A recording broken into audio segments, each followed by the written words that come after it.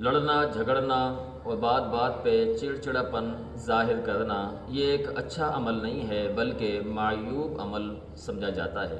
ہر معاشرے کے اندر، ہر مذہب کے اندر جھگڑالو انسان سے لوگ کٹتے ہیں، دور رہتے ہیں۔ آج لوگوں کے قریب نہ ہونے کی سب سے بڑی ایک وجہ یہ بھی ہے کہ انسان جھگڑے کو پسند کرتا ہے۔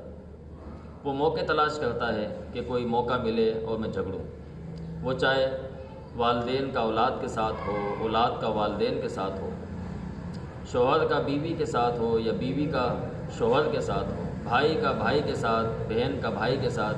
یہ معاشرے کے اندر ایک عام سی چیز بنی ہوئی ہے۔ مومن اس بات کو اہمیت دیتا ہے کہ اللہ تعالیٰ کے نزدیک اس کا شمار کن لوگوں میں ہوتا ہے۔ حدیث کی کتاب صحیح البخاری حدیث نمبر 4257، راویہ حدیث